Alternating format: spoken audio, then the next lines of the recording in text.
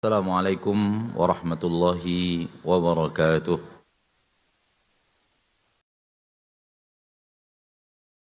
Alhamdulillah, nahmaduhu wa nasta'inuhu wa nastaghfiruh.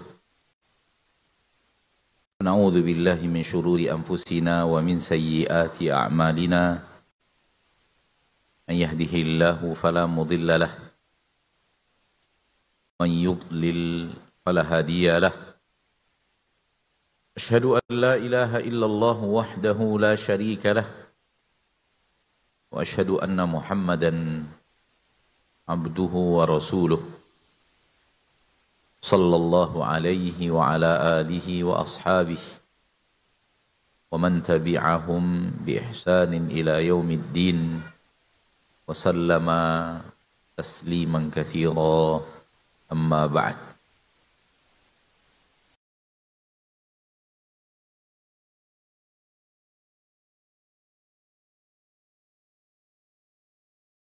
Alhamdulillah, kita bersyukur kepada Allah Tabaraka wa Ta'ala yang telah memberikan kepada kita rahmat dan nikmat yang sangat teramat banyak, sangat teramat mahal.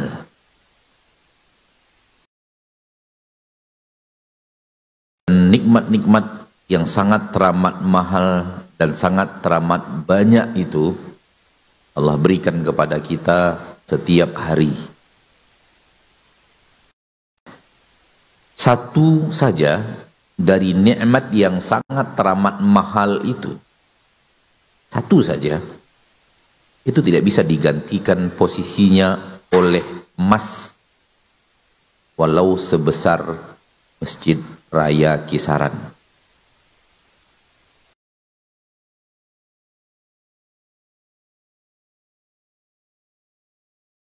Karena tidak mengada-ngada, ini realita nyata, namun banyak yang kurang menyadari. Di setiap kita diberi Allah nikmat-nikmat mahal yang sangat banyak. Satu dari nikmat itu saja itu tidak bisa digantikan oleh emas walau sebesar masjid ini.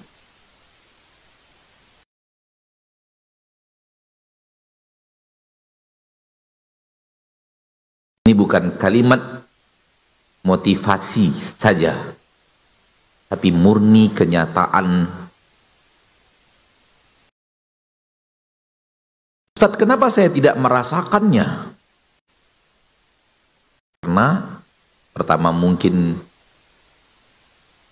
lalu, atau mungkin belum ada yang mengingatkan, atau kurang tafakur. Karena ini yang menyebabkan kemudian manusia merasa nikmat itu sedikit. Padahal Allah mengatakan di dalam Al-Quran, wa in ta'uddu ni'matallahi tuhsuha la tuhsuha. Kalian tidak akan sanggup untuk menghitung saking banyaknya. Itu hal yang pasti. Kalau ada yang bertanya, mana dia contohnya Ustadz, nikmat yang tidak bisa digantikan dengan emas sepenuh bumi, dengan emas sebesar masjid ini, mana contohnya Ustaz? Anak mengatakan terlalu banyak.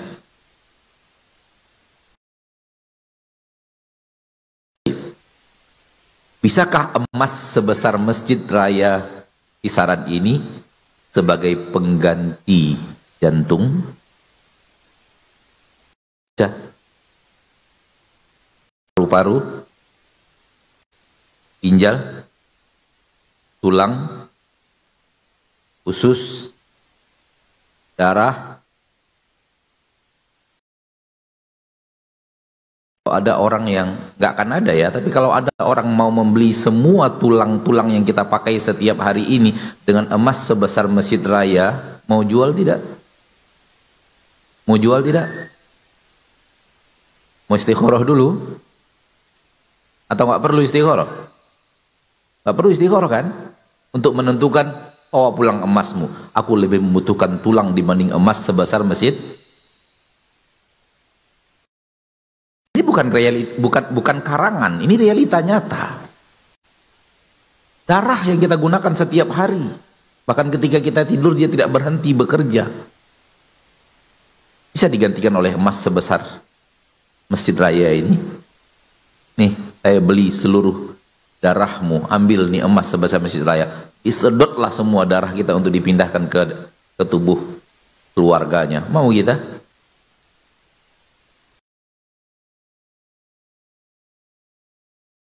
Oksigen, kesehatan, nikmat hidayah, nikmat Islam, nikmat beriman kepada Allah, kepada Rasulnya, kepada Al-Quranul Karim, kepada hari akhir, nikmat bersyahadat, menjadi muslim dan muslimah, nikmat-nikmat yang tidak bisa digantikan oleh emas sebanyak apapun dan sebesar apapun.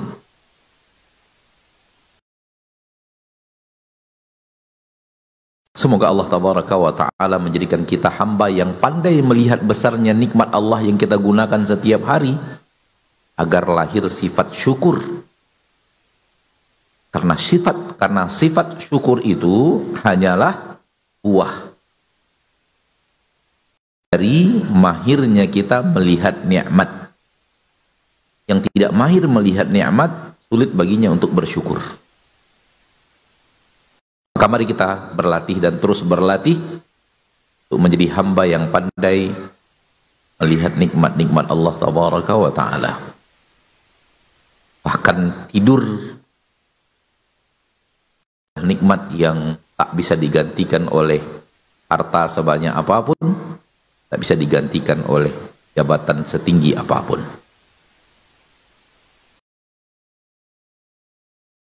Salawat dan salam kepada Nabi kita tercinta, Rasul kita yang mulia sallallahu alaihi wasallam, telah membimbing langkah kita di dunia ini dengan memberikan suri tauladan yang sempurna.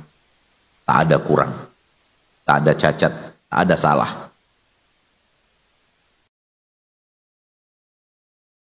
Kajian dimintakan kepada anak yang berhubungan dengan kajian muslimah, karena yang hadir katanya kajian muslimah, namun berhubung yang hadir juga banyak bapak-bapak, maka kita rubah sedikit materi, walau masih mengarah kepada hal yang sama, tidak khusus untuk kaum wanita. Biarlah judul adalah judul, yang penting materi kita bermanfaat untuk seluruh yang hadir.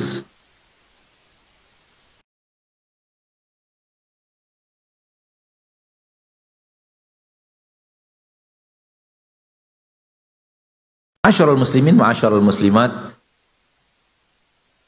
kalau tema yang dimintakan kecantikan yang terabaikan, maka kita rubah temanya akhlak yang terabaikan di rumah tangga. Akhlak yang terabaikan di rumah tangga. Kalau kecantikan tak masuk kita kaum laki-laki, maka kita rubah akhlak yang terabaikan di rumah tangga. Bagi kita yang sudah memiliki keluarga, istri, suami, apatah lagi ada anak-anak, ini sudah merupakan curahan nikmat Allah yang besar, di mana Allah telah memberikan kepada kita jodoh, dan Allah memberikan kepada kita anak dan keturunan, dan Allah memberikan kepada kita harta yang dengannya kita membangun rumah tangga itu. Allah memberikan kepada kita hidayah yang dengannya kita berjalan membangun rumah tangga dan mendayung di hidup rumah tangga yang sedang kita jalani sampai waktu yang ditentukan Allah.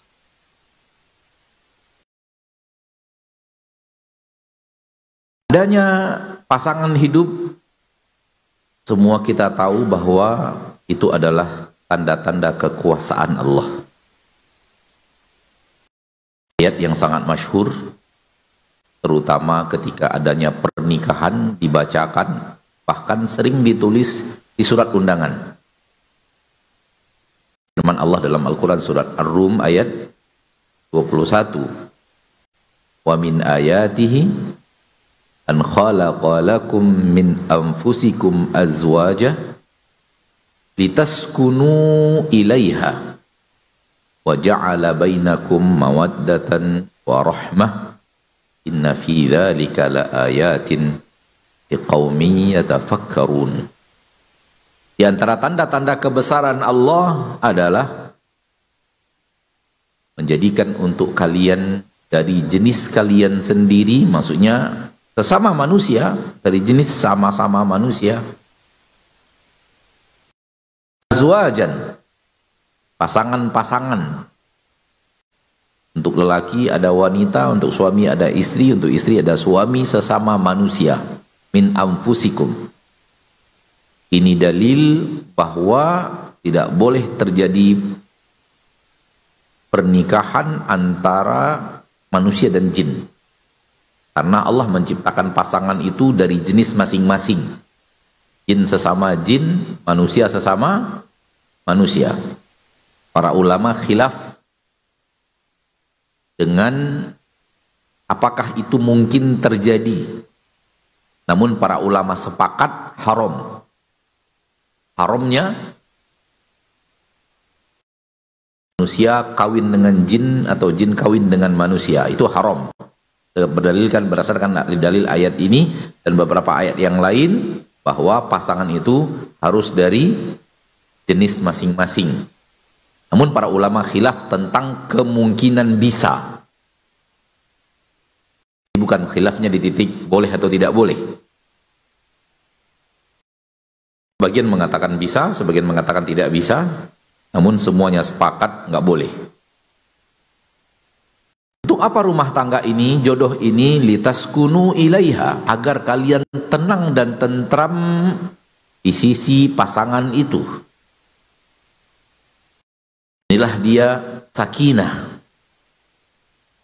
Wa ja'ala bainakum mawaddatan wa rahmah. Lalu Allah jadikan antara kalian berdua mawaddah, cinta, wa rahmah, kasih sayang. Inilah dia mawaddah wa rahmah. Yang tadinya sudah sakinah. Maka kita ingin dapat keluarga sakinah, mawaddah, wa rahmah. Sakinahnya dari litaskunu, agar kalian tenang dan tentram. Sakinah. Wa ja'ala bainakum mawaddah wa rahmah. Lalu Allah jadikan antara kalian cinta dan kasih sayang. Sakinah, mawaddah, warahmah. Yang ini merupakan ciri-ciri, ini merupakan cita-cita semua yang berumah tangga, termasuk yang berbicara. Inna fi dzalika laayatin liqaumin yatafakkarun.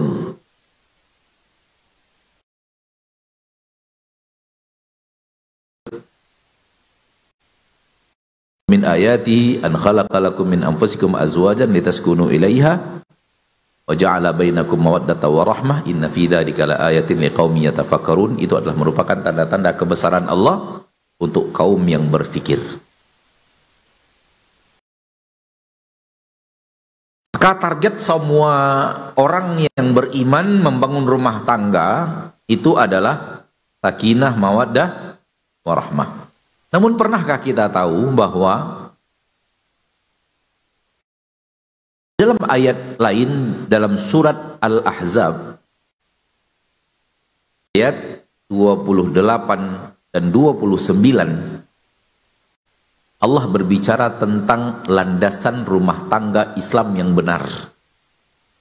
Landasan berumah tangga Islam yang benar terdapat dalam surah Al-Ahzab ayat yang ke-28 dan 29. Allah berfirman, "Ya ayyuhan nabiyyu, qul li azwajika."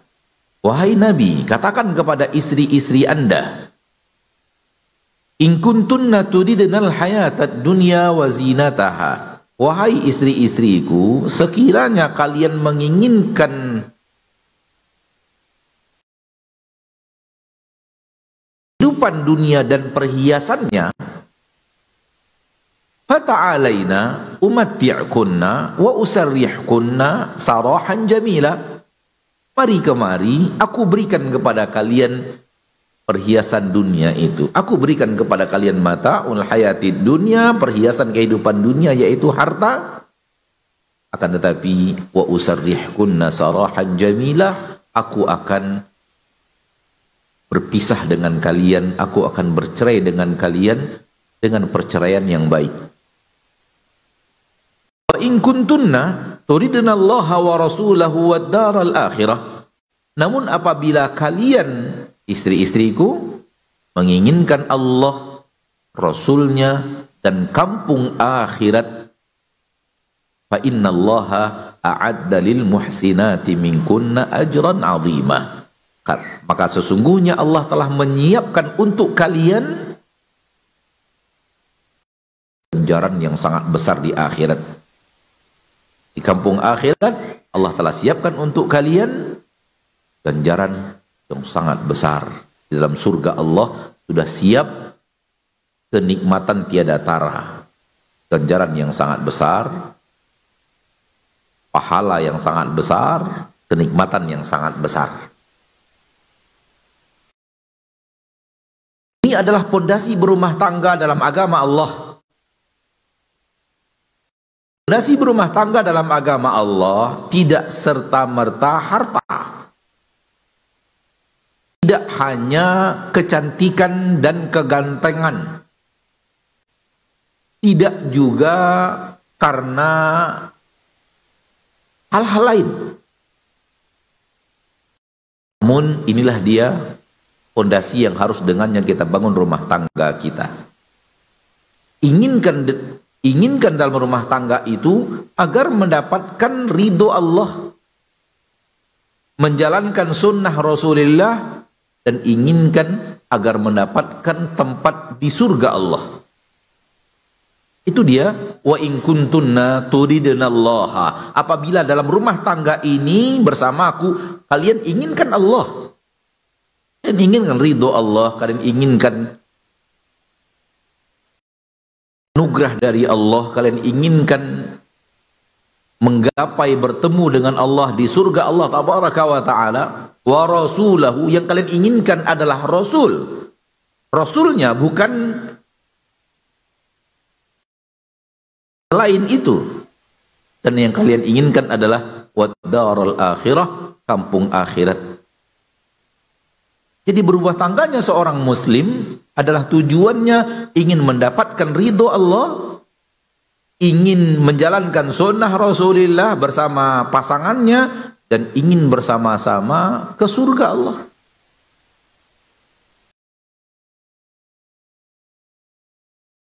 Yang tidak beriman dengan Al-Quran, tidak beriman kepada Nabi tercinta, bahkan tidak beriman kepada akhirat, nggak akan ada untuk mereka itu.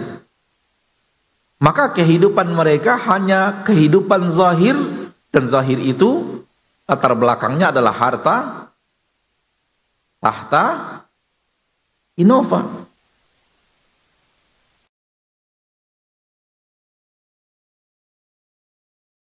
Gantengan, kecantikan, harta, jabatan, yang semua itu pada dasarnya pembungkus zahir. Pembungkus zahir manusia adalah itu. Tampang ini hanya bungkusan zahir. Dia bisa berubah. Secantik apapun seorang wanita, seganteng apapun seorang pria, itu apabila ditatap sekali-sekali. Kalau antum tatap 5 jam berturut-turut, bosan.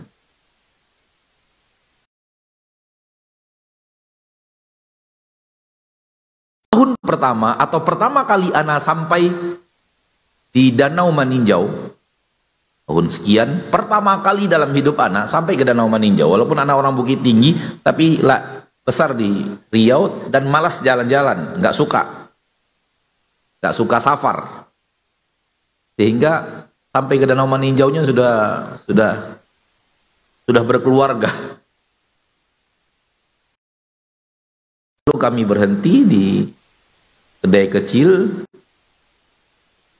Kedai juga namanya di sini. Warung kecil, minum kopi sambil menatap ke Danau Maninjau di udara yang sangat sejuk dan ana benar-benar bertasbih. Ya Allah, luar biasa. Cuaca sangat cerah, Danau Maninjau dan gunung-gunung hijau di sampingnya terlihat jelas keindahannya, hingga ana bertasbih, Masya Allah. Dan kita diskusi di situ, ngobrol lebih kurang 2,5 jam menikmatinya. Di jam terakhir, keindahan Danau Maninjau yang anak tatap pertama kali udah nggak ada. Sama yang anak maksud?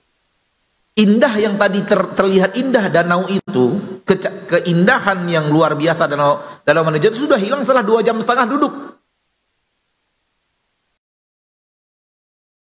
Maka keindahan apapun dalam bentuk dunia ini, termasuk wajah, itu kalau disaksikan sekali-sekali.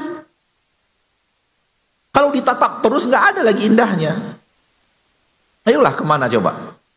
Pergi kita ke Malaysia, ada bangunan indah di situ. Tataplah 2 jam 3 jam kalau nggak pegel.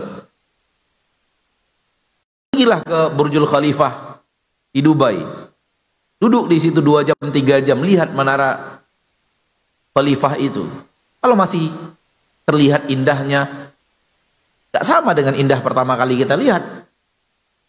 Hal yang sama dengan seluruh dunia. Antumlah beli mobil baru, Masya Allah, baru.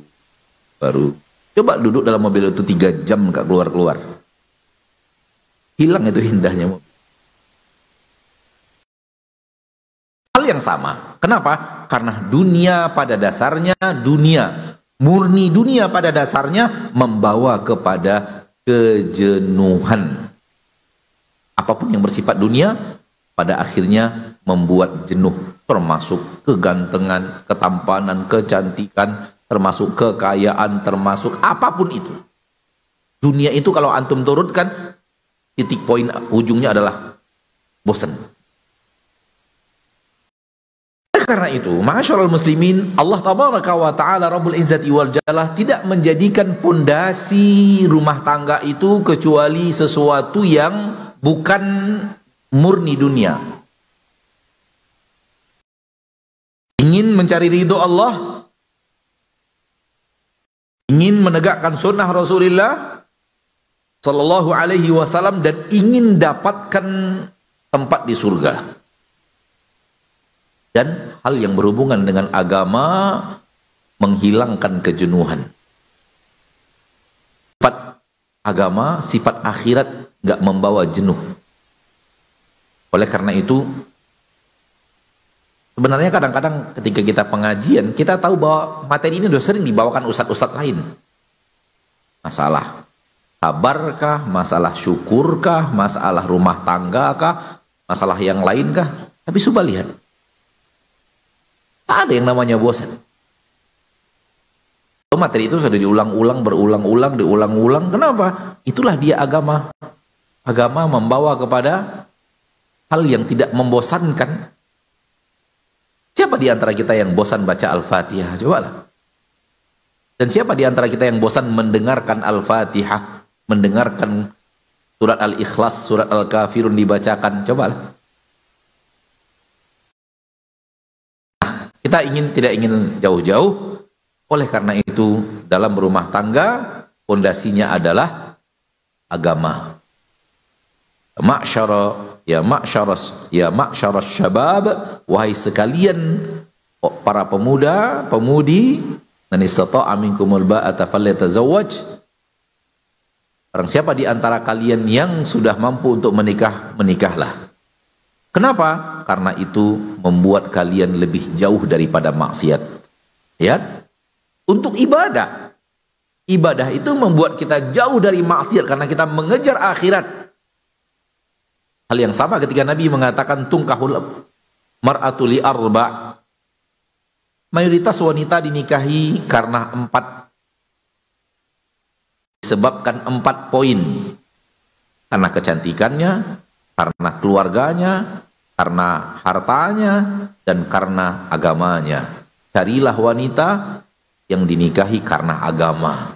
Coba lihat, agama. Inilah dia, agama itu. Mencari ridho Allah, menegakkan sunnah Rasulullah, dan ingin sama-sama sampai ke ingin mencari ridho Allah, menegakkan sunnah Rasulullah, dan ingin sama-sama sampai ke surga Allah Tabaraka wa Ta'ala. Ini anak sebut dengan pondasi rumah tangga. Maka bangunlah rumah tangga kita untuk ini, agar dengannya kita mencapai ridho Allah, agar dengannya kita menegakkan sunnah Rasulullah, agar dengannya kita bisa sampai ke surga Allah Tabaraka wa Ta'ala.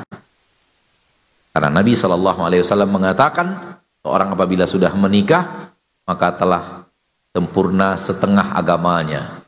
Hendaklah dia bertakwa kepada Allah setengah yang terakhir, setengah yang tersisa. Karena dengan berumah tangga telah sempurna setengah agamanya.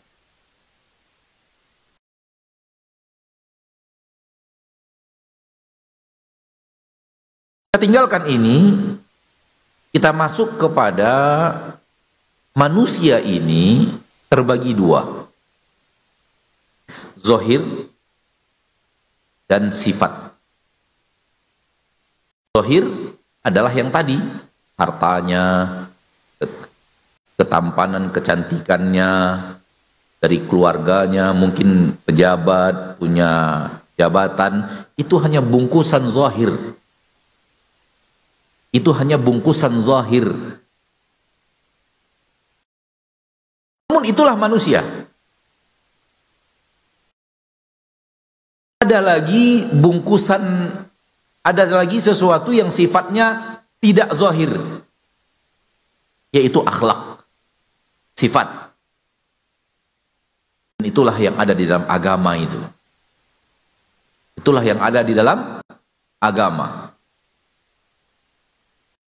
Nikahi wanita karena kecantikannya baru zahir. Nikahi wanita karena keluarganya baru zahir. Menikahi wanita karena hartanya baru zahir. Wanita itu yang sebenarnya adalah agamanya. Menikahi pria karena kegantengannya, ketampanannya, itu baru zahir. Dan membawa kepada kebosanan seperti yang tadi kita katakan. Menikahi dia karena dia kaya, hartanya juga seperti itu. Menikahi dia karena keluarganya, keluarga baik-baik, juga seperti itu. Maka nikahilah pria karena agamanya, karena itulah dia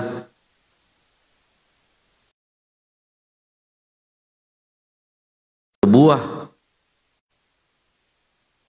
keindahan yang luar biasa, yaitu apabila seorang memiliki agama dan berakhlak mulia dalam rumah tangganya.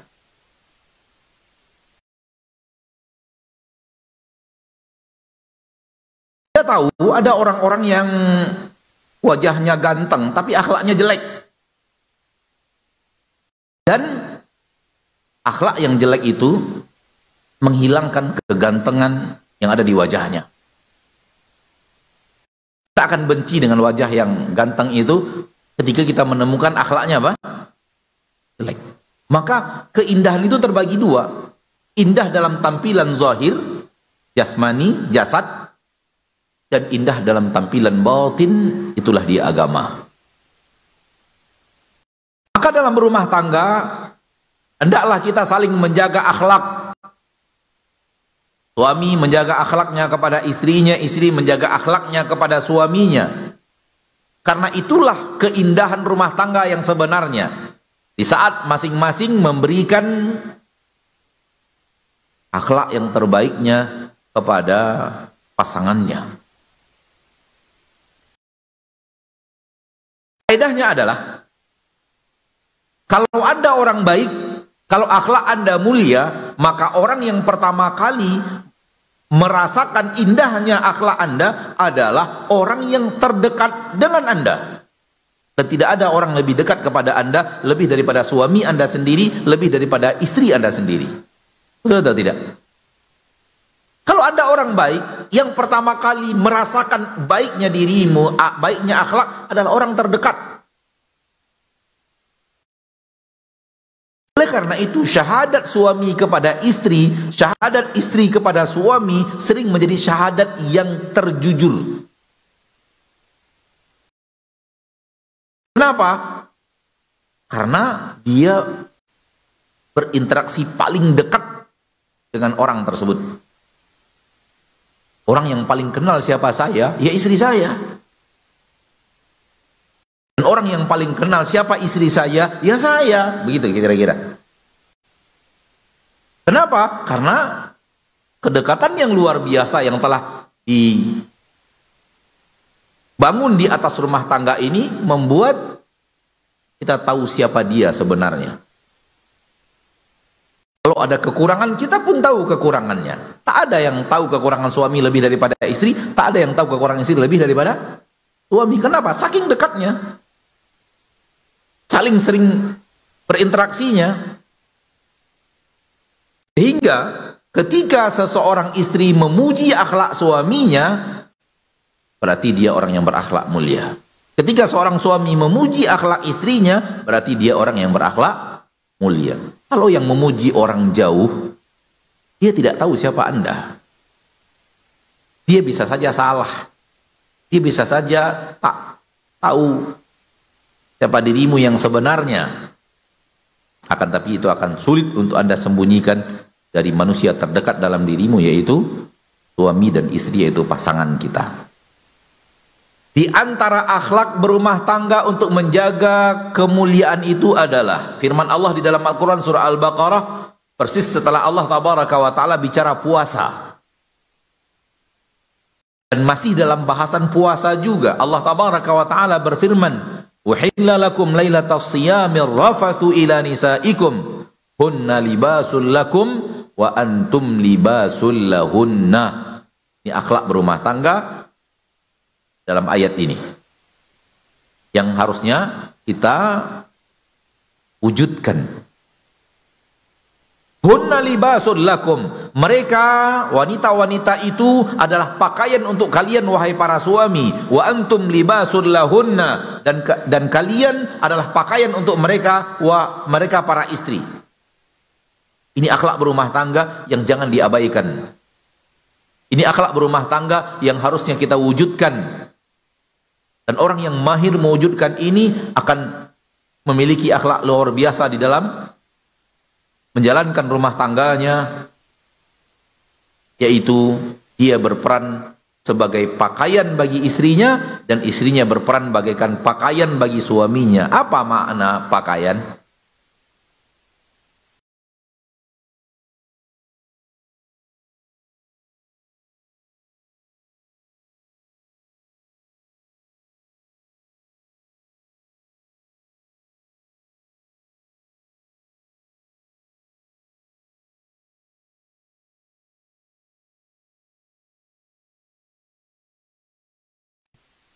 Ya, kita break sebentar karena Masya Allah yang hadir masih terus, umat yang hadir masih terus begitu berdatangan. Jadi hijabnya kita majukan. Ya, mohon yang bagian depan cadarnya dipakai dulu ya. Cadarnya dipakai dulu. Ya.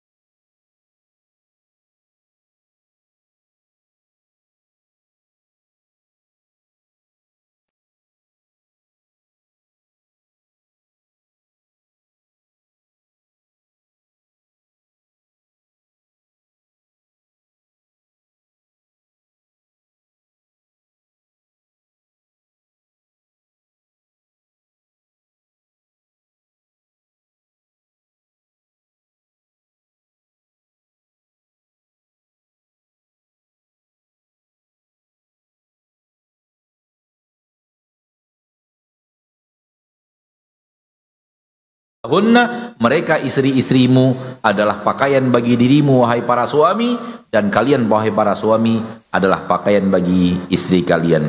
Pakaian fungsi utamanya ada dua. Pertama sekali menutup aurat. Yang kedua menampilkan keindahan.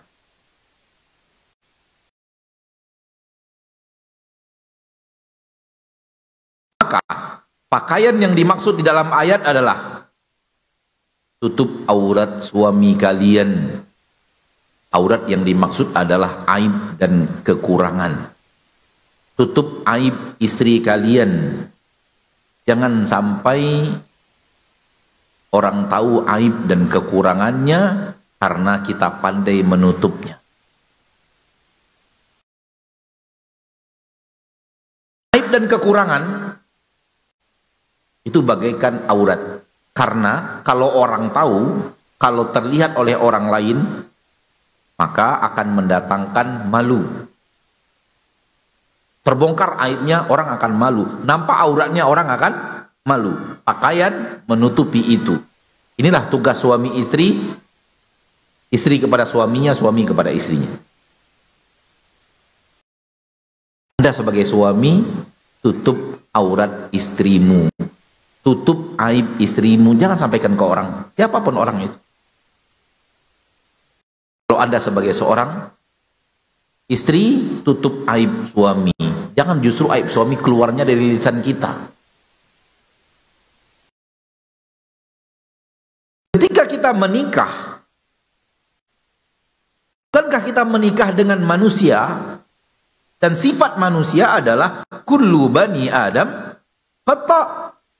Fitrah manusia tak ada yang sempurna.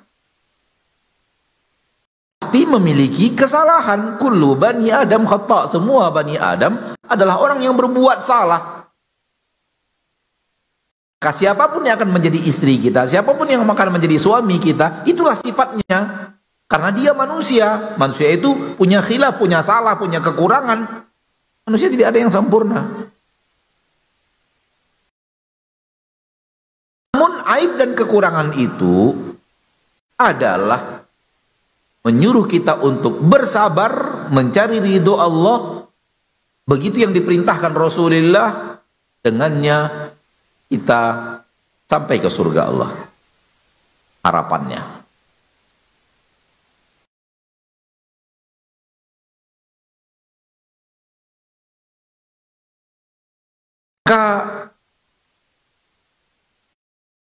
Karena selalu berpesan, kalau apapun kekurangan pasangan kita, kalau bahasa kami, biarkan pecah di perut.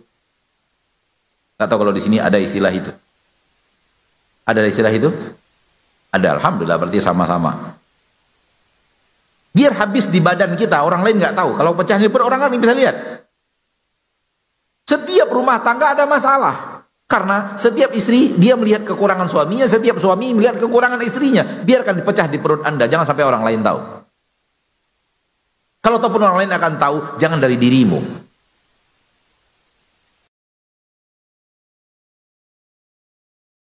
Dan caranya, kata Nabi Sallallahu Alaihi Wasallam, adalah lihat akhlaknya yang lain yang Anda ridho. Jangan lihat, perhatikan kekurangannya, lihat kelebihannya.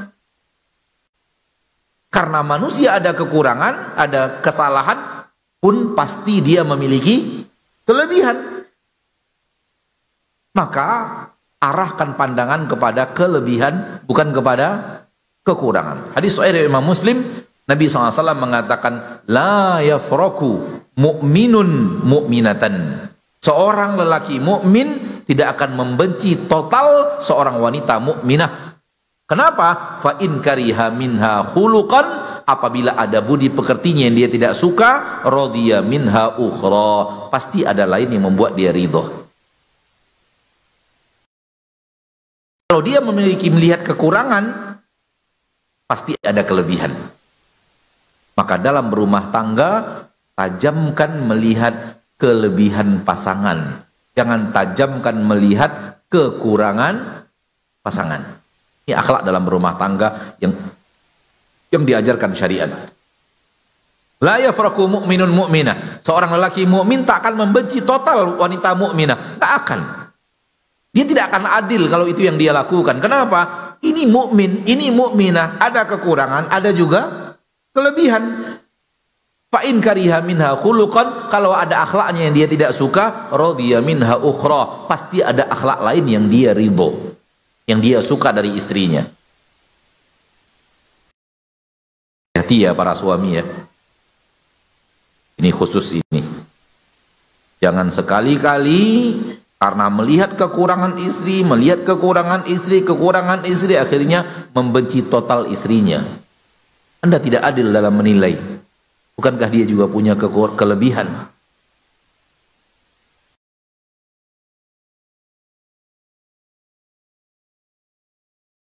Hati-hati juga. Karena kekurangan yang Anda selalu lihat, akhirnya punya niat cari wanita lain. Untuk terhindar dari kekurangan yang dia miliki itu.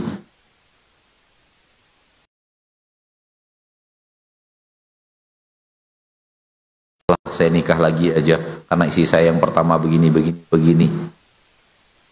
Lalu nikah lagi. Katakanlah kekurangan istri Anda ini tertutupi oleh akhlak istri yang kedua. Istri yang kedua masih tetap manusia.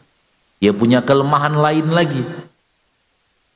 Kalau kelemahan seorang wanita Anda merasa nggak sanggup, akan sanggupkah Anda menahan kekurangan dua orang wanita? Ayo. Saya yakin dan percaya kalau itu alasannya orang mencari istri yang kedua, selamat menderita. Wallahi. Kalau Anda melihat kekurangan istri yang pertama, Anda sesak, Anda tidak pandai berakhlak berakhlak rumah tangga dengan baik, tidak pandai sabar, tidak pandai melihat kelebihan yang lainnya, lalu udah kayaknya istri saya begini, saya cari aja yang kedua supaya yang kedua ini tak punya kekurangan yang pertama. Dia wanita, dia manusia, pasti punya kekurangan lain. Kalau kekurangan seorang wanita Anda tidak bisa sabar, tak bisa bertahan, tak bisa nyaman hidup Anda. Nyamankah Anda dengan kekurangan dua orang wanita? Kalau ini 25% kekurangannya, 75% kelebihannya, 25% Anda gak sanggup. Tambah lagi jadi 50. Tambah rumit hidup dirimu. Karena itu, sekali lagi kita katakan bahwa kekurangan itu pasti ada. Kenapa? Semua manusia punya kekurangan. Namun kelebihannya juga ada. Kekurangannya tadi bukan untuk disampaikan ke orang. Justru untuk kita bersabar, kita membimbing, kita saling menasehati, kita saling tolong menolong, bahu membahu untuk bagaimana kekurangan itu bisa semakin minim, bukan semakin parah. Kalau ataupun harus bersabar, kita berharap sabar itu membawa ridho Allah. Tak ada manusia sempurna seperti Nabi Muhammad sallallahu alaihi wasallam.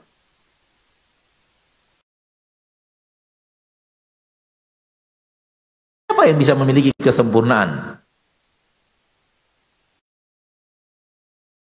Kan sering sekali kelebihan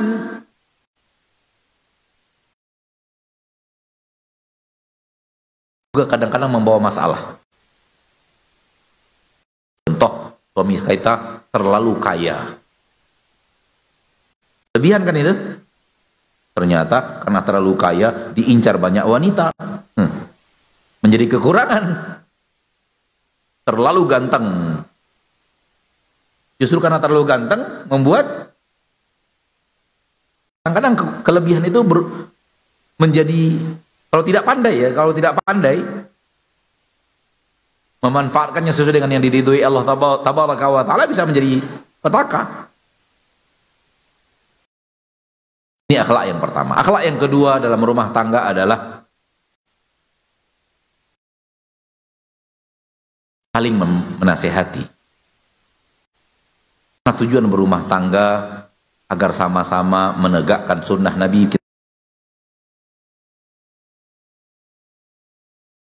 Muhammad sallallahu alaihi wasallam dalam berumah tangga. Saling menutupi kekurangan tadi. Saling berusaha untuk bergandengan tangan, saling memberikan manfaat. Kalau itu adalah kekurangan istrimu dan itu adalah kelebihan Anda, kenapa Anda tidak berbagi kelebihan itu kepada istri Anda? Kalau itu adalah kekurangan suami Anda dan itu kelebihan dirimu, kenapa tidak berbagi kelebihan? Bukankah dia adalah orang terdekat dengan hidup kita? Bukankah dia orang yang paling dekat dengan kita? Kalau kita orang baik, bagi kelebihan kita itu kepada orang yang terdekat dalam hidup kita. Maka nasihat dalam rumah tangga harus ditegakkan. Namun nasihat harus tetap dijalankan dengan penuh lemah lembut. Baik suami kepada istri, apatah lagi istri kepada suami. Kedua-duanya harus lemah lembut, nggak boleh, nasihat tidak boleh diberikan dengan kasar. Lihatlah Nabi SAW berdakwah dengan penuh akhlakul karimah, lemah lembut. Lihatlah Nabi SAW yang maaf, dermawan, sabar, dicaci, dimaki oleh orang lain, beliau tidak membalas. Berdakwah dengan penuh lemah lembut. Rasulullah SAW bersabda dalam hadis yang sahih riwayat Imam Tirmidzi, "Kana rifqu fi syai'in illa zanah, wa ma nuzi'a an syai'in illa syanah." Apabila lemah lembut ada dalam sebuah perkara, sebuah urusan, akan menjadikan urusan itu terlihat indah. Kalau dicabut dari urusan itu, dari perkara tersebut, akan membuat urusan itu menjadi jelek. Termasuk nasihat menasihati. Menasihati itu bukan memarahi, bukan. Menasihati itu disampaikan dengan penuh lemah lembut. Baik suami kepada istri, baik istri kepada suami, dan terlebih lagi istri kepada suami. Sama-sama harus lemah lembut, namun kepada istri dia mendapatkan penekanan yang lebih. Kenapa demikian? Karena para suami adalah pemimpin di rumah tangga. Allah berfirman dalam Al-Quran, "Ar-rijalu qawwamuna 'alan nisa." Kaum laki-laki itu adalah pemimpin atas kaum wanita. Surah An-Nisa ayat 34. Wahai para istri, sadari bahwa Anda adalah rakyat yang pemimpinnya adalah suami. Apakah mungkin rakyat menasihati suaminya sambil mencak-mencak? Bawahan menasihati majikan apakah sambil marah-marah? Sekali nasihat kalau diberikan sambil marah, manfaatnya hilang. Maka wahai suami, jangan memberikan nasihat ketika marah. Sering sekali manfaat nasihat itu hilang. Wahai istri, jangan berikan nasihat kepada suami dalam keadaan marah. Sering sekali manfaat daripada nasihat, saling memberikan nasihat itu hilang. Kenapa? Karena penyampaiannya nggak benar. Kalau Anda marah suatu saat, tunggu tenang baru berikan nasihat. Suatu saat terpancing emosi, marah, jangan keluarkan kata-kata ketika marah itu.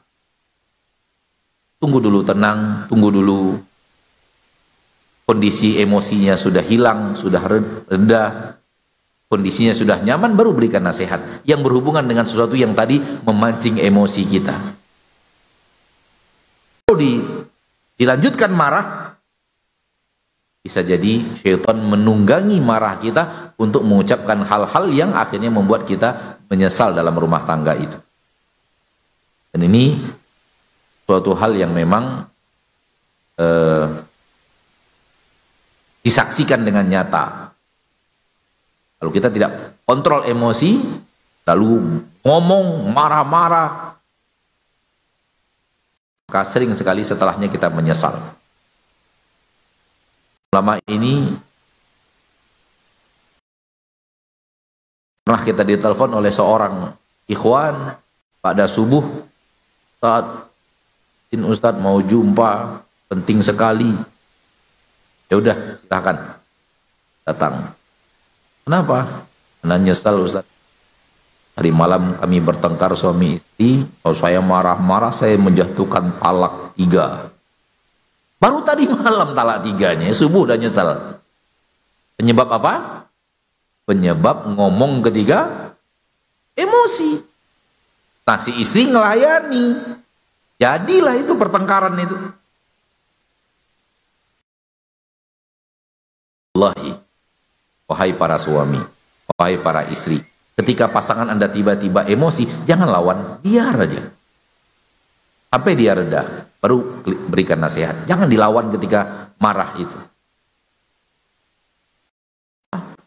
Karena kalau dilawan, terjadi pertengkaran. Namun kalau marah dari satu arah, itu jarang terjadi pertengkaran. Kalau marah dari satu arah, tidak akan terjadi apa? Pertengkaran. Ya udah, sabar saja. Harapkan pahala di sisi Allah, harapkan pahala di surga Allah dengan dimarahi. Itu suatu hal yang memang ada pahalanya di situ. Karena ketika dimarahi, kita harus bersabar. Sabar itu adalah jenjang yang banyak mengantarkan kepada derajat yang tinggi di surga Allah. Allah tidak memberikan kepada manusia sesuatu yang lebih hebat daripada sabar. Berumah tangga itu bukan untuk saling gontok-gontokan, bukan untuk bertengkar, bukan untuk justru saling melengkapi, saling menasihati.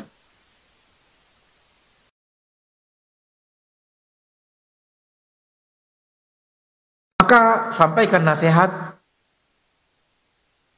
ketika melihat kekurangan tadi. Di poin yang pertama, simpan, jangan sebarkan ke orang, jangan sampai orang lain tahu.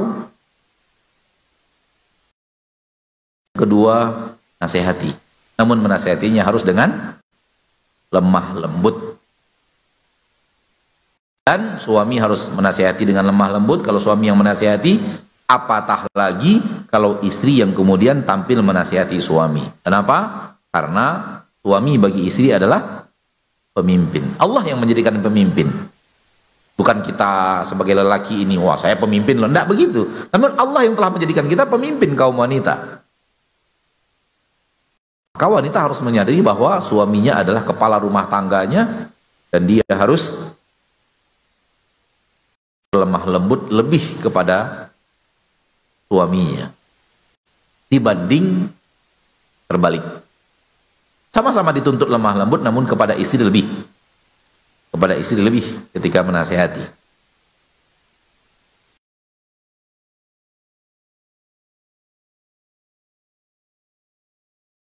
Ayat tadi, ar-rijalu qawwamuna 'alan nisa. Suami adalah pemimpin rumah tangganya, istrinya. Bahkan kepemimpinan suami terhadap istri di dalam syariat melebihi kepemimpinan ayah terhadap anak. Oleh karena itu ketika seorang wanita telah berumah tangga, pemimpin tertingginya bernama suami, bukan orang tuanya. Oleh karena itu hadis Nabi SAW yang sahih, "Lau kuntu amiran ahadan an yasjuda li ahadin la amartul mar'ata an tasjuda li zawjiha." Hadis sahih dari Imam Nasai.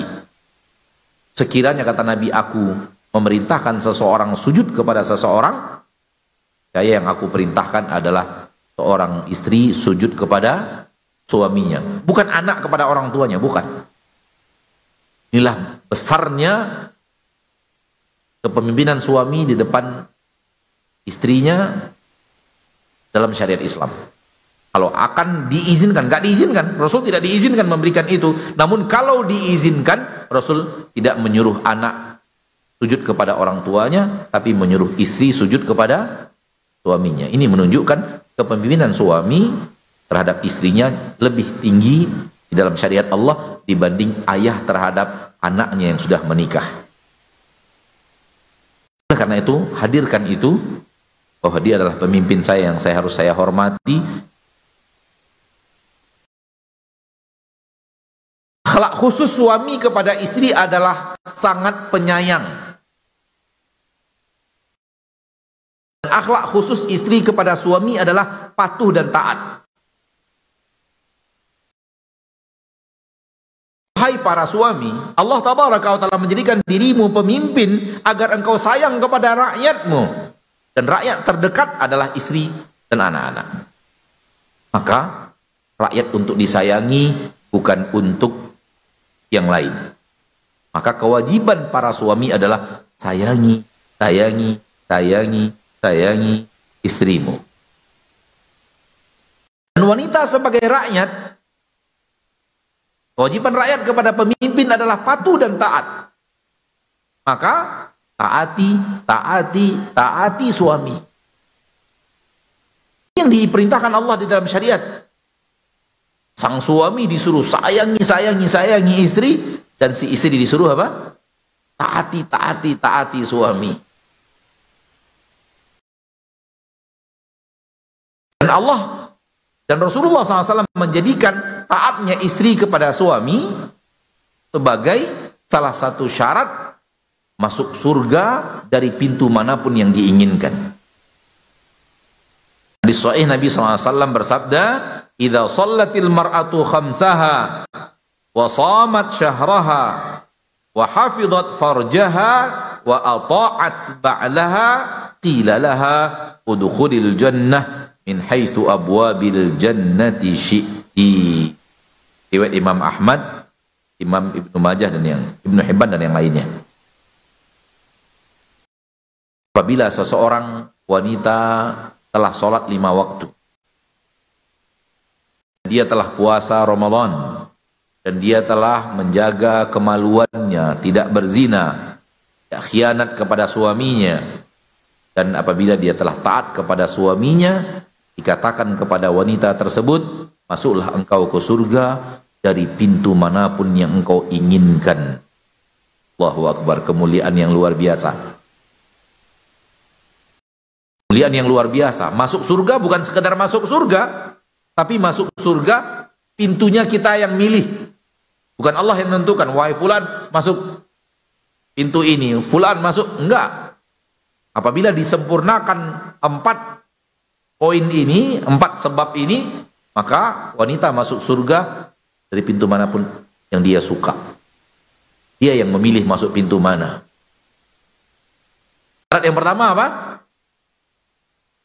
Salat 5 waktu. Yang kedua, puasa Ramadan. Yang ketiga, menjaga kemaluan daripada zina. Yang keempat, taat kepada suami. Coba lihat. Salat yang pertama, salat 5 waktu. Dan anak yakin ibu-ibu yang di depan kita di majelis sekarang ini sudah salat 5 waktu. Yakin, anak seyakin-yakinnya. Dua, puasa Ramadan. Anak yakin. Akhwat yang hadir sekarang ini sudah puasa Ramadan. Menjaga kemaluan, anak yakin akhwat yang hadir semua di masjid ini sekarang adalah wanita yang sudah mahir menjaga maluannya daripada perbuatan zina. Yang keempat, taat suami. Ini yang anak belum yakin. Ini yang anak belum yakin. Anak mengatakan begini, Bu, syaratnya 4, 3 sudah, tinggal 1 doang, tinggal 1 lagi, tinggal 1 lagi. Nama taat kepada sholat sudah dapat, syarat sholat sudah dapat, sholat puasa sudah dapat, taat menjaga kehormatan sudah dapat, tinggal 1 syarat lagi bernama taat kepada suami. Ayo bersabar, taat kepada suami, taat kepada suami, taat kepada suami. Walau suami memerintahkan sesuatu yang berat bagi kita, namun kita bisa mengerjakannya, kerjakan. Lagi itu tidak haram. Dan kita bisa mengerjakannya, harus dikerjakan. Selagi tidak haram dan kita bisa mengerjakannya, bukan suatu yang diperintahkan suami yang kita tidak mampu mengerjakannya. Kita mampu mengerjakannya dan permintaan suami itu tidak haram, maka kita harus mengerjakannya. Adapun suami, mentang-mentang pemimpin, jangan kerjaannya nyuruh terus.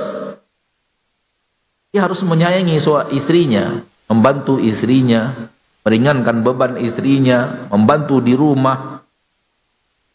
Itu yang dikatakan oleh Aisyah ketika ditanya, apa yang dilakukan Nabi kalau di rumah? Kata Aisyah, membantu-bantu istrinya. Yang jahit baju sendiri, jahit sendal sendiri. Tak menunggu istri mengerjakan. Kenapa? Karena pemimpin bukan untuk petantang petenteng, tapi untuk menyayangi.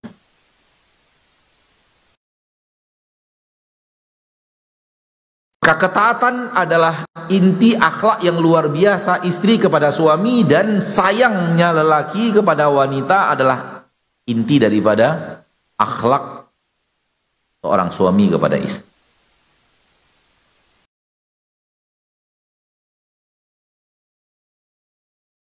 Akhlak rumah tangga berikutnya bersabar. Akhlak rumah tangga berikutnya adalah bersabar. Apalagi yang harus mendapatkan sabar kita lebih hebat daripada orang yang paling dekat dengan diri kita. Kalau Anda adalah orang yang sabar, yang pertama kali mendapatkan sabar dirimu adalah istri dan suamimu. Istri atau suami. Jadi kalau itu adalah dari pihak suami, suami kalau itu adalah dari pihak, ayolah. Takkan bertemu kita manusia sempurna, pasti bertemu dengan kekurangan, dan kemanapun kita pergi, dengan siapapun kita berumah tangga, itu pasti terjadi. Allah tabaraka wa ta'ala memerintahkan kita untuk bersabar. Allah tabaraka wa ta'ala Rabbul Izzati wal Jalalah jadikan pahala yang berlipat ganda di balik sabar. Jangan hidup berumah tangga hilangan sabar. Ya, orang lain dia pandai untuk bersabar, ke istrinya sendiri suka tidak sabar. Jangan. Berikan yang terbaik kepada pasangan yang paling dekat dengan hidup kita. Waktu tidak cukup anak rasa untuk melanjutkan materi. Kita buka tanya jawab sampai jam 3:30. Ada sekitar 20 menit waktu tersisa. Kalau Anda lanjutkan materi nanti takut kesempatan bertanya hilang. Dan khusus dalam majelis ini bapak-bapak dilarang bertanya. Khusus dalam majelis ini bapak-bapak dilarang bertanya. Karena memang majelis kajian akhwat. Namun gara-gara antum hadir, Ana merubah judul. Oleh karena itu antum dilarang bertanya. Yang laki-laki dilarang bertanya. Yang bertanya pada kesempatan kali ini khusus diberikan kepada akhwat. Silahkan ditulis, dan kalau sudah ada silahkan disetor ke depan agar kita bisa baca. Kalau kita ada ilmunya kita jawab, insya Allah.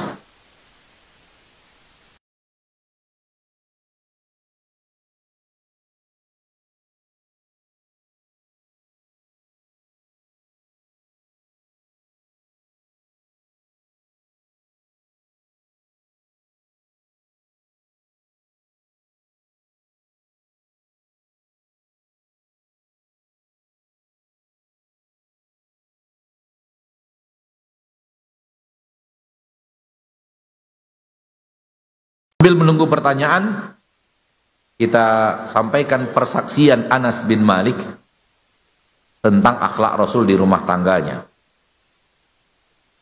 Anas bin Malik, qadamtu Nabiya sallallahu alaihi wasallam 10 sinin.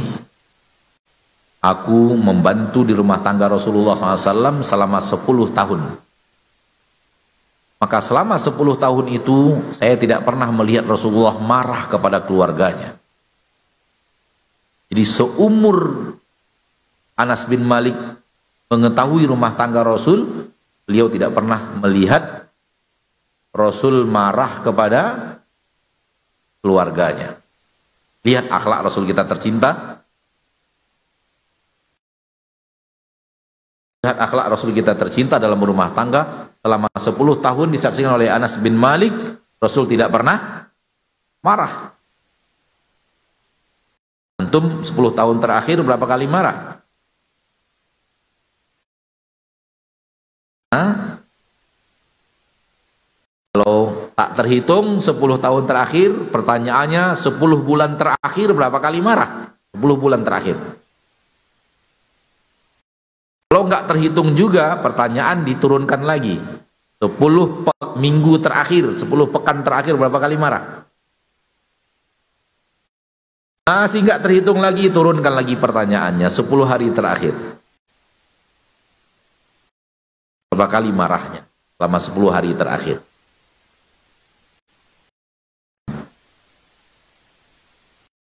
Kita, dan itulah Rasul kita tercinta.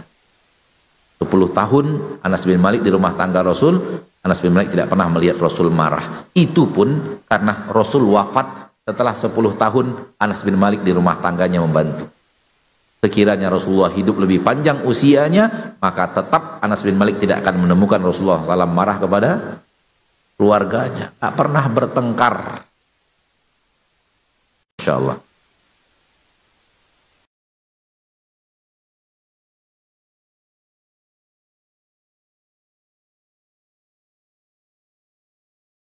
Bolehkah seorang akhwat tidak menikah karena takut dengan dunia pernikahan?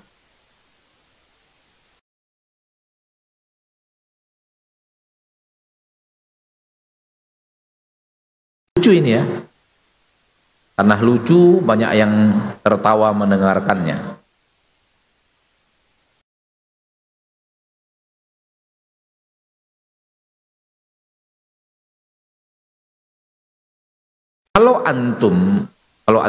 Kalau anti punya ketakutan mungkin karena saya punya kekurangan gitu, nggak ada masalah. Cari lelaki yang siap menerima kekurangan itu. Apa terus terang saya punya kekurangan ini, apakah Anda siap? Boleh jadi insya Allah ada lelaki yang siap untuk itu. Dan takut berlebihan padahal belum mencoba itu salah. Karena belum coba. Kenapa takutnya berlebihan? Rasulullah menyuruh menikah. Maka menikah lebih afdol dibanding takut. Lalu kemudian tak mau menikah gara-gara takut. Nanti takut nggak sabar, takut nggak bisa menjalani rumah tangga dengan baik. Kalau nanti ada masalah, masih ada cara lain, datangi kepada ahli ilmu, tanya, diskusi rumah tangga. Bila perlu ada tulisan, tolong usahakan saya begini, suami kepada istri, istri kepada suami, nggak ada masalah. Syarat ketika akan berumah tangga, itu boleh.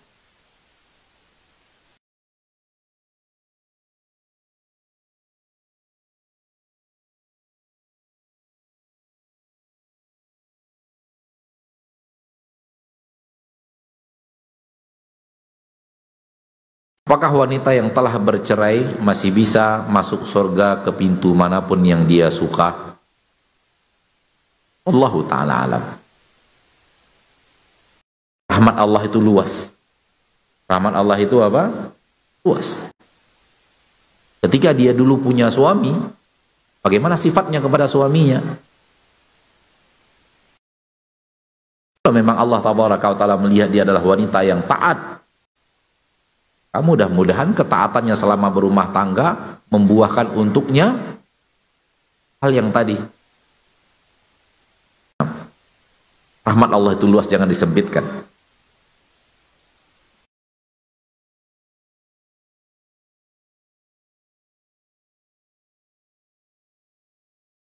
Apabila terjadi sebuah petaka di rumah tangga, salahkah kita menyampaikannya kepada kakak kandung kita? Kalau yang maksudnya adalah menyampaikan untuk menyelesaikan, itu namanya minta nasihat. Itu namanya apa? Minta apa? Minta nasihat. Tapi kalau murni menyampaikan kesalahan suami saja begini, murni menyampaikan, bukan tujuannya minta nasihat, tolong selesaikan masalah kami, tolong tengahi kami, itu nggak boleh. Walaupun kakak kandung sendiri. Jadi beda niat. Niatnya adalah benar-benar mencari solusi, meminta nasihat. Karena yang akan lebih pas untuk menyelesaikan perkara kita dengan suami kita ya orang keluarga terdekat kita. Namun kalau tujuannya hanya murni curhat, suami saya itu begini bang, hanya untuk minta bantuan abang untuk bisa memusuhi suami, jangan. Boleh. Ya. Secara syariat suami Anda lebih mulia di sisimu dibanding abang itu. Secara syariat suami lebih mulia, maka jaga kemuliaan itu.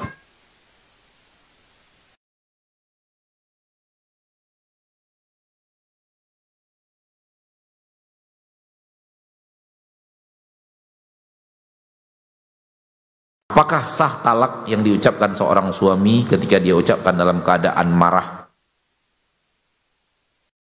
Jawabannya, kalau talak itu jelas, maka jatuh.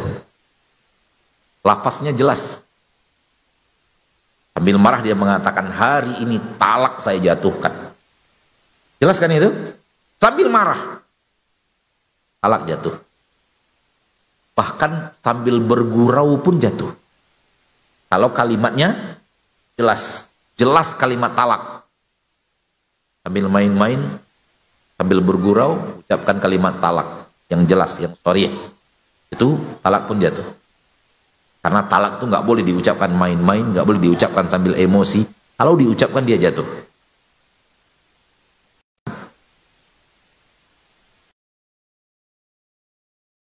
Namun dari sisi lain, para istri jangan suka minta talak. Ada juga para istri suka minta talak.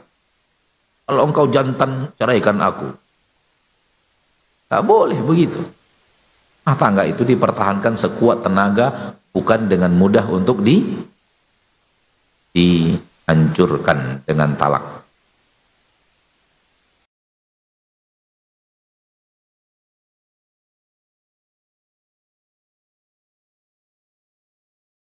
Teman menitipkan uang ke ana, uang tersebut ana belikan sapi. Lalu sapinya dijual, ana dapat untung. Apakah keuntungan tersebut boleh dibagi sama teman ana? Keuntungan itu adalah cabang dari harta asli bernama uang titipan. Dan hukum cabang adalah hukum uang asli.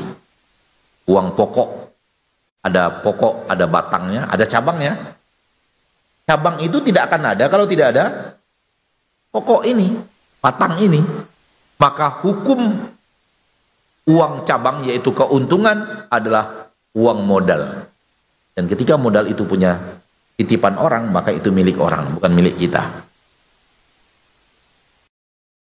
Kecuali kita izin kepada dia. Izin dia menggunakan ini untuk saya pinjam,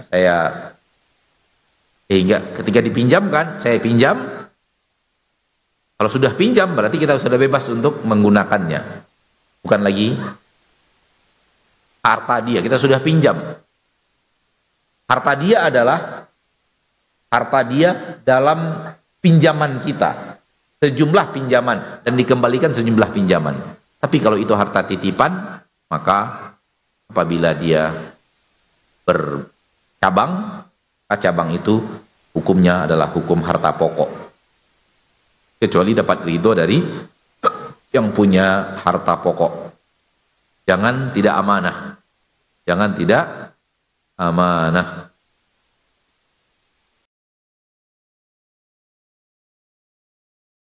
Apabila seorang suami zalim terhadap istri dan tidak memberikan uang, apakah harus tetap taat kepada suami? Ya, tetap taat. Karena kezoliman suami tidak menghilangkan kewajiban istri selagi masih menjadi istri. Kezoliman suami urusan dia dengan Robnya. Kewajiban kita taat kepada suami urusan kita dengan Rob kita. Ibadah masing-masing itu sebenarnya.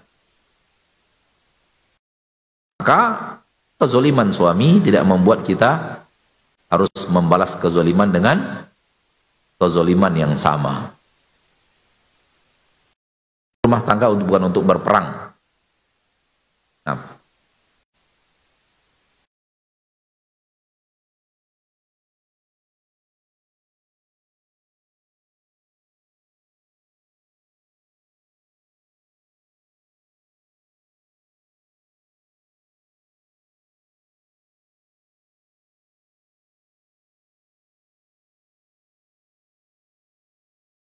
jika seorang istri tidak sabar lagi menghadapi suaminya yang tidak penyabar, tidak lemah lembut, tidak sayang pada istrinya, maka sebaiknya apa yang dilakukan oleh istri?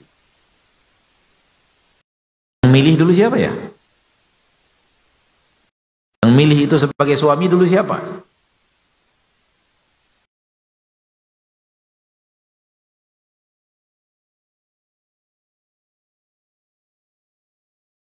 Pada dasarnya, apa yang kita katakan tadi itu adalah solusi.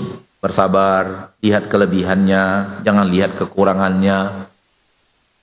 Jangan sampaikan ke orang lain. Dengan sabarnya kita mencari ridho Allah, ingin ke surga Allah dengan sabar. Tak ada manusia tidak punya kekurangan.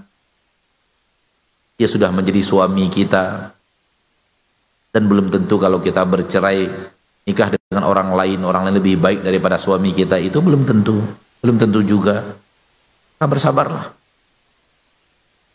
Namun apabila dia menzolimi dan kita betul-betul nggak sanggup, maka caranya adalah sampaikan kepada keluarga untuk mufakat, mencari solusi. Ini dalam Al-Quran ada, fab'athu hakaman min ahlihi wa hakaman min ahliha. Undang juru runding dari pihak suami, undang juru runding dari pihak istri untuk berunding apa yang terbaik dalam masalah ini. Wallahu a'lam.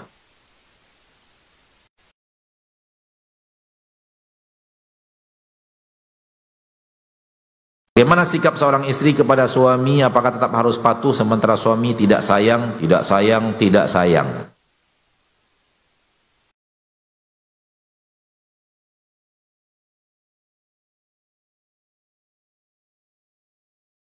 Wahai para suami, sering-seringlah ngomong sayang ke istri Anda. Karena kadang-kadang wanita ini pengen diomongin. Sementara suami ingin menampilkan dalam bentuk perbuatan. Tapi di lidahnya nggak keluar-keluar kata-kata sayang. Ada juga lelaki seperti itu. Berat mengucapkan sayang. Sehingga istrinya merasa suaminya nggak sayang ke dia. Nggak pernah mengucapkan sayang.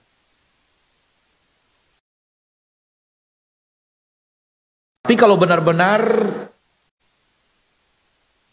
masalah lain, maka sudah ada jawabannya pada pertanyaan sebelumnya.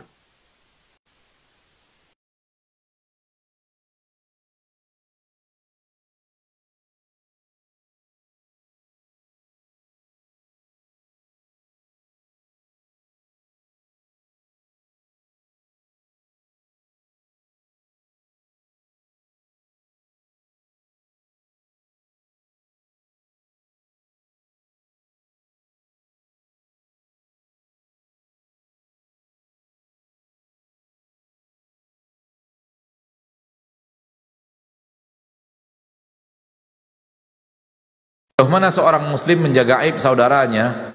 Bagaimana jika aib orang tersebut dampaknya sampai merugikan orang lain? Kita tidak diberitahu, maka berpeluang menimbulkan korban.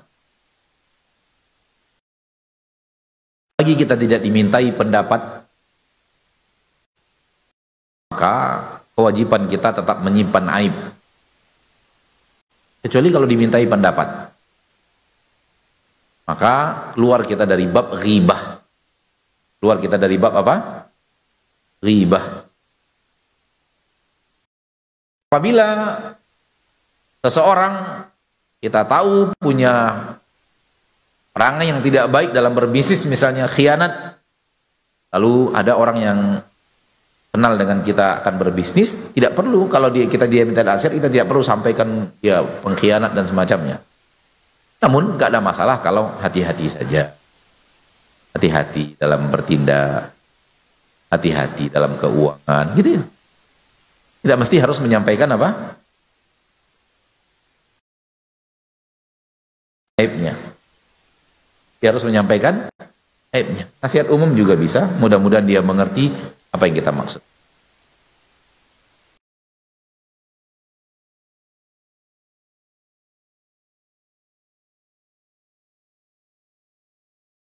Pertanyaan banyak, bagaimana kalau suami tidak soleh? Apakah tetap harus taat? Jawabannya ya. Jawabannya harus tetap, sama dengan zolim tadi. Walaupun suaminya kita dianggap tidak soleh oleh istrinya, tetap apabila itu adalah suami, maka kewajibannya adalah taat. Jauh mana? Pertama, apabila perintah suaminya itu tidak melanggar syariat. Dan kedua, apabila perintah itu sanggup untuk kita kerjakan. Bahkan taat kepada suami yang mungkin menzolimi istrinya, itu pahalanya lebih besar daripada taat kepada suami yang sayang betul kepada istrinya. Karena lebih rumit taat kepada suami di saat suami menzolimi istri dibanding taat kepada suami di saat suami benar-benar menjadi suami yang sangat ideal untuk istrinya. Lebih berat taat di saat suami menzolimi.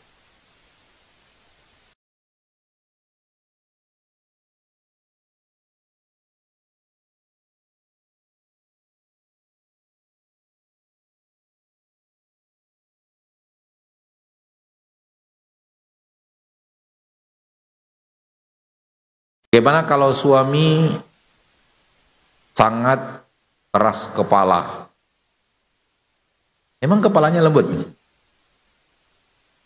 Maunya menang sendiri, mau berkuasa. Dan saya sudah cukup sabar dan mengalah. Alhamdulillah, lanjutkan sabar dan mengalahnya. Ya benar, serius. Karena lanjutkan untuk mendapatkan pahala, bukan untuk yang lain, untuk mendapatkan pahala di sisi Allah. Seburuk apapun suami Anda yakin dan percaya suami Anda lebih baik daripada Fir'aun. Ya kan? Nah, di rumah Fir'aun hidup seorang istri penduduk surga. Kalau istri seorang Fir'aun tidak terhalang untuknya masuk surga, padahal suaminya adalah Fir'aun.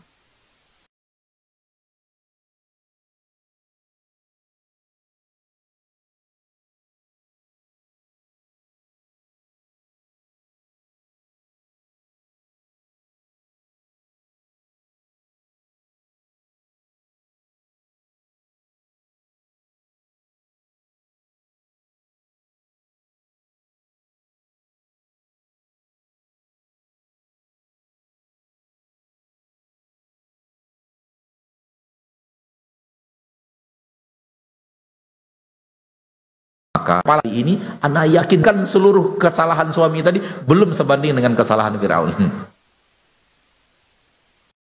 Namun di rumah Fir'aun hidup seorang wanita penduduk surga. Maka Anda tetap bisa mencari surga dengan patuh dan taat kepada suami, walau ada banyak kekurangan, kezoliman dan yang lainnya.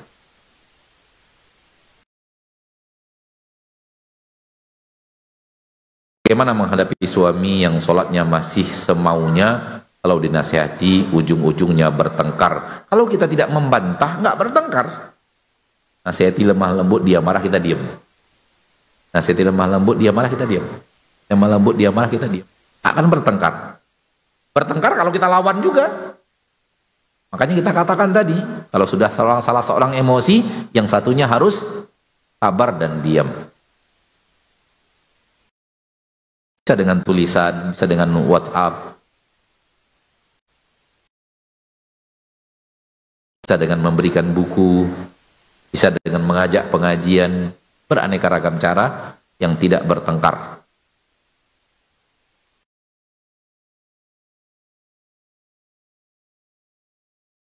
Suami dalam keadaan marah kepada istrinya, dia mengatakan talak.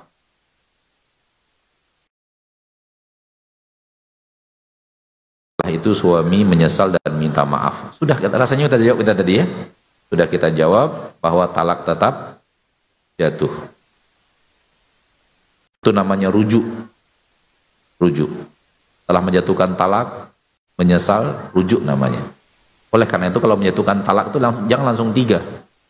1 dulu jatuhkan. Kalau memang jatuhkan juga, jatuhkan 1. Supaya kalau menyesal masih ada kesempatan untuk rujuk. Itu saat terpancing lagi emosi, susah untuk dikendalikan, udah meluap-luap, jatuh talak lagi, talak yang kedua. Masih ada kesempatan rujuk 1 kali lagi. Namun usahakan kalau bisa jangan dijatuhkan talak.